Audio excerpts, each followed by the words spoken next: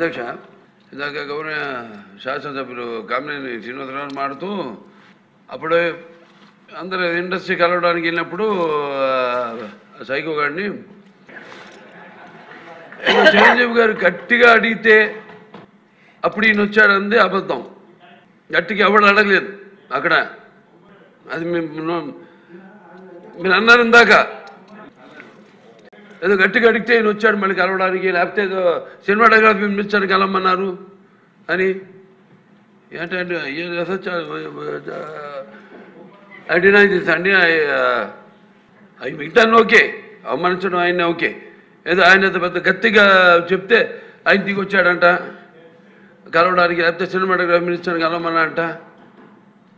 మనం కూడా నాకు ఇన్విటేషన్ వచ్చింది ఇక్కడ ఫిల్మ్ డెవలప్మెంట్ ఒక లిస్ట్ తయారు చేయమని.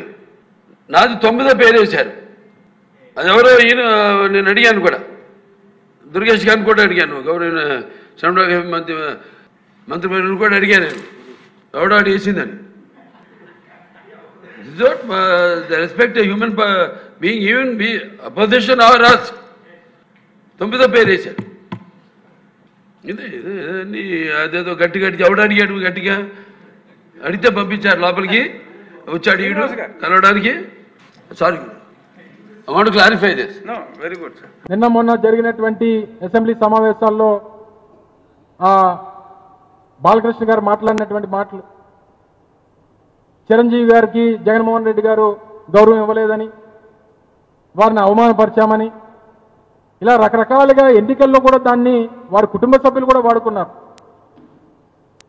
కానీ చివరికి వాస్తవం ఏంటనేటువంటిది చిరంజీవి గారి మాటల్లో నిన్న వారి పత్రికా ప్రకటనల ద్వారా రాష్ట్ర ప్రజలందరూ 5 కోట్ల మంది ఆంధ్రప్రదేశ్ రాష్ట్ర ప్రజలు కాదు, ఉమ్మడి తెలుగు రాష్ట్రాల్లో ఉన్నటువంటి చిరంజీవి గారి అభిమానులు, ప్రపంచవ్యాప్తంగా ఉన్నటువంటి తెలుగువారు జగన్మోహన్ రెడ్డి గారి మీద చేసినటువంటి తప్పుడు ప్రచారానికి సమాధానం చిరంజీవి గారి తాలూకా ప్రెస్ మీట్ ద్వారా, ఆయన ప్రెస్ నోట్ ద్వారా వచ్చింది.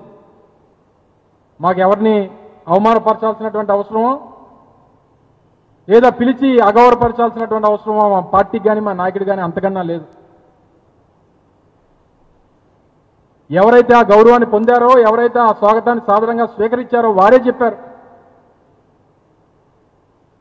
చివరికి బాలకృష్ణ లాంటి వ్యక్తి వారి సినిమా కోసం అడిగితే కేవలం ఫోన్లో వారికి అడిగినటువంటి ఆయన రిక్వైర్మెంట్ని ఆ రోజు మా ప్రభుత్వం వారికి కావాల్సినటువంటి విధంగా చేసి పెట్టినటువంటి పరిస్థితులు ఉన్నాయి. కానీ పని చేయించుకొని వాడుకొని ఈరోజు నీకు నోటుకొచ్చినటువంటి మాటలు మాట్లాడడం వల్ల మా తాలూకా ఇమేజో మా తాలూకా గౌరవం తగ్గిపోద్ది అనుకుంటే నీ అమాయకత్వం.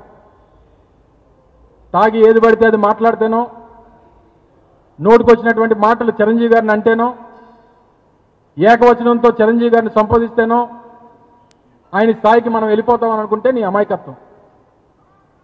కానీ బాధ ఏంటంటే ఇంతమంది చిరంజీవి గారి అభిమానులు, ఇంతమంది పెద్దలు రాష్ట్ర వ్యాప్తంగా మాట్లాడినా సొంత తమ్ముళ్ళు ఇద్దరు మాట్లాడకపోవడం చాలా బాధాకరమైనటువంటి విషయం. సో ఏదేమైనప్పటికీ వారి నుంచి స్పందన కోసం మేం కాదు, చిరంజీవి గారి అభిమానులు ఎదురు చూస్తూ ఉన్నారు.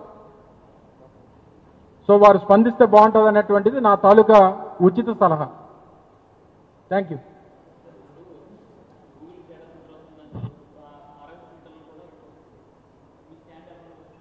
ఆర్సిలర్ మిట్టల్లో నేను గతంలో కూడా చూపించాను, అంటే ఈసారి నెక్స్ట్ టైం ఒక ప్రజెంటేషన్ కూడా ఇస్తాను. సో కాల్డ్ ఏవైతే వాళ్ళు పేర్లు చెప్తున్నారో వారితో గతంలో జరిగినటువంటి చర్చలు కానీ, వారితో మేము మాట్లాడినటువంటి మాటల విషయాలు కానీ, ఆ రోజు మేము ప్రామిస్ చేసినటువంటిది కానీ, లేదా వారు అధికారంలో ఉన్నప్పుడు మమ్మల్ని అడిగినటువంటి విషయాలు కానీ, మేము దావోస్ వెళ్ళినప్పుడు ఆర్సిలర్ కంపెనీకి చెందినటువంటి ఆదిత్య మిట్టల్, అంటే లక్ష్మీ మిట్టల్ గారు అబ్బాయి, ఇప్పుడు ఎవరైతే ఆ కంపెనీని లీడ్ చేస్తూ ఉన్నారో ఆదిత్య మిట్టల్ గారు, ఆ రోజు ముఖ్యమంత్రిగా జగన్మోహన్ రెడ్డి గారు ఇద్దరు కలిసి కూర్చొని మా కోస్టల్ బేస్లో ఒక స్టీల్ ఇండస్ట్రీని ఆంధ్రప్రదేశ్లో ఏర్పాటు చేస్తాం, మేము అక్కడ మాకు మీరు భూమి ఇస్తే మేము డెఫినెట్గా అక్కడ మేము ఎస్టాబ్లిష్ చేస్తాం అనేటువంటి చెప్పడం. ఆ రోజు మంత్రిగా నేనున్నా ఆ సమావేశంలో, ఆ రోజు చీఫ్ సెక్రటరీగా జవహర్ రెడ్డి గారు ఉన్నారు, ప్రిన్సిపల్ సెక్రటరీగా కరికల్ వల్వన్ ఉన్నారు. సో మేము అందరి సమక్షంలో ఈ సమావేశం జరిగినప్పుడు జవహర్ రెడ్డి గారు చీఫ్ సెక్రటరీగా వారికి బాధ్యతలు అప్పచెప్పారు. ఈ కంపెనీ ప్రతినిధులు వస్తారు, వారికి విశాఖపట్నంలో ఉన్నటువంటి నక్కపల్లి దగ్గర భూములు చూపించండి, వారు అంగీకారంతో వస్తే వారికి ఏది కావాలంటే అది చేసి పెడదాం అన్నటువంటి చెప్పాను. నిన్న కూడా పబ్లిక్ హియరింగ్ అయింది, మెటల్ స్టీల్కి సంబంధించిన పబ్లిక్ హియరింగ్ పాయకరావుపేటలో అయినప్పుడు కూడా మా పార్టీ స్టాండ్ క్లియర్గా చెప్పాం. ఈ ప్రాంత భవిష్యత్తు కోసం, ఈ ప్రాంతంలో ఉన్నటువంటి యువత కోసం, ఈ ప్రాంతంలో ఉన్నటువంటి ప్రజల తాలూకా భవిష్యత్తుకి సంబంధించి ఏ రకమైనటువంటి అన్యాయం జరగడానికి వీల్లేదు. అన్ని రకాలుగా ఈ ప్రాంతానికి మంచి జరగాలన్నటువంటి దానికి ఈ కంపెనీ కానీ ప్రభుత్వం కానీ చొరవ తీసుకోవాలన్నటువంటి మాట చెప్పాం. దానికి కట్టుబడి ఉన్నాం. ఏదేమైనప్పటికీ చివరికి ప్రజా అంగీకారంతోనే ఏదైనా జరగాలనేటువంటిది మా పార్టీ తాలూకు స్టాండ్. సో ఏదేమైనప్పటికీ ఆ కంపెనీలు మీరు చెప్పినటువంటి మెటల్ కానీ లేదా డాటా సెంటర్స్ కానీ లేకపోతే ఇంకోటి కానీ ఎన్టీపీసీ గ్రీన్ హైడ్రోజన్ అప్ కానీ ఇవన్నీ మా హయాంలో ఎంఓయూలు చేసుకొని అబౌట్ టు లాంచ్ ఉన్నటువంటి కార్యక్రమాలు వారు అధికారంలోకి వచ్చారు. ఈరోజు వారు క్రెడిట్ తీసుకునేటువంటి ప్రయత్నం చేస్తూ ఉన్నారు. సో ఏదైనా at the end of the day ఈ రాష్ట్రానికి మంచి జరగాలన్నటువంటిది మా తాపత్రయం. లేనటువంటి దానికోసం పాకులాడి లేనటువంటి తప్పుడు ప్రచారం మా మీద చేయొద్దు అనేటువంటిది మా తాలూకు సలహా.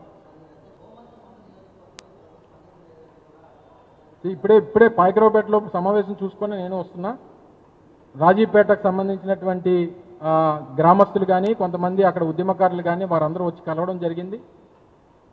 వారు చెప్పడం ఏంటంటే పాయకరావుపేట శాసనసభ్యులు వచ్చి రేపో ఎల్లుండో మాట్లాడతామని చెప్పడం జరిగింది. సరే 30వ తారీఖున అని చెప్పి అన్నారంట, రేపు వస్తానన్నారంట. అసెంబ్లీ ఉందని చెప్పి తప్పించుకునేటువంటి ప్రయత్నం చేశారో, సరే రేపు వస్తారన్నారో, రేపు వచ్చి మాట్లాడిన తర్వాత వారి ప్రభుత్వం తాలూకు స్టాండ్ చూసిన తర్వాత స్థానికంగా ఉద్యమకారులు కానీ స్థానికంగా ఉన్నటువంటి ప్రజాప్రతినిధులు కానీ ప్రజలు కానీ వారందరితో మాట్లాడి నేను కూడా వ్యక్తిగతంగా పర్సనల్గా వెళ్తాం. జగన్మోహన్ రెడ్డి గారి దృష్టిలో ఇప్పటికే ఆ సమస్య అందరినీ కూడా పెట్టడం జరిగింది. మేము కూడా వ్యక్తిగతంగా వెళ్ళి వారితో మాట్లాడి ప్రజాభిష్టం మేరకు ఏది జరగాలో అది జరిగేటువంటి దానికి మా పార్టీ తాలూకా పూర్తి సహకారం ఉంటుంది అనేటువంటి విషయాన్ని కూడా మీ ద్వారా ప్రజలందరూ కూడా తెలియజేస్తా ఉన్నాం.